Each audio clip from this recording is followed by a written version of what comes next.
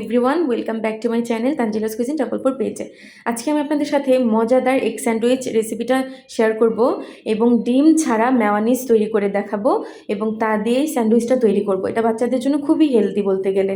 এবার এর জন্য আমি প্রথমেই নিয়ে নিয়েছি অল্প একটু তেল, তার মধ্যে 2 টেবিল চামচ দিয়ে দেবো ময়দা, দিয়ে ভালোভাবে মিশিয়ে নিব। আপনারা চাইলে এখানে তেলের বদলে বাটার ইউজ করতে পারেন, ফ্লেভারটা খুবই ভালো আসবে। তারপর যখন ব্রাউন কালারটা চলে এসেছে আমি এতে লিকুইড দুধ প্রায় হাফ কাপের মতো অ্যাড করেছি। তারপর ভালোভাবে মিশিয়ে নিতে হবে, নেড়েচেড়ে ভালোভাবে মিশিয়ে নিব যেন কোনো দলা এখানে না থাকে।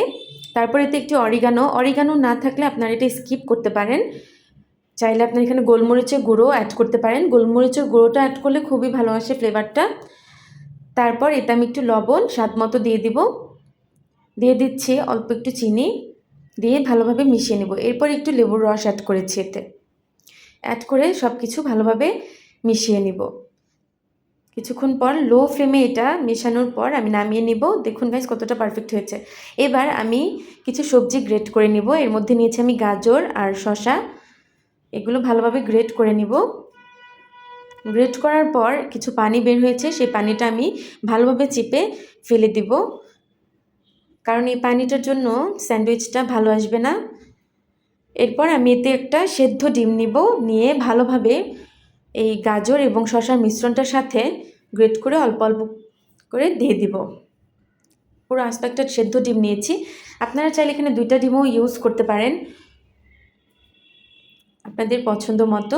তারপর সবগুলো উপকরণ ভালোভাবে মিশিয়ে নেব। ডিম, শসা এবং গাজর বাচ্চাদের জন্য খুবই হেলদি বলতে গেলে।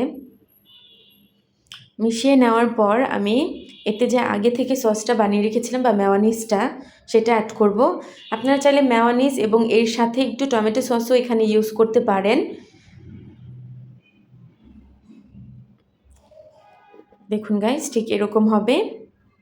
তারপর আমি এখানে পাউরুটি নিয়েছি, তারপর এগুলো যে পাশে যে ব্রাউন কালারটা থাকে চারদিকে সেটা আমি ফেলে দিয়েছি কেটে, এবং এর উপরে যে দুটো বানিয়ে রেখেছি সেটা স্প্রেড করে দিব। একটা পাউরুটির উপর স্প্রেড করে দিয়ে একটা পাউরুটির উপর আরেকটা পাউরুটি দিয়ে দিব, মানে এই যে স্প্রেড করা যে পাউরুটিটা সেটার উপর আরেকটা পাউরুটি দিয়ে আলতো হাতে চেপে দিব যেন দুইটা একসাথে মিশে যায়। ঠিক এইভাবে দেখুন গাইস কতটা পারফেক্ট হয়েছে স্যান্ডউইচটা, দেখতে কিন্তু খুবই ভালো লাগছে। এভাবেও পরিবেশন করা যায়, কিন্তু আমি মাঝখানে কেটে দিচ্ছি একটি ছুরির সাহায্যে। একদম দোকানের স্যান্ডউইচের মতোই বলতে গেলে, বাচ্চাদের জন্য একটা ফাঁকিবাজি রেসিপি বলা যায়। খুবই হেলদি, বাচ্চারা ধরতেই পারবে না যে এটা বাসায় বানানো। বাচ্চা থেকে বড় সবাই এটা খুবই পছন্দ করার মতো একটা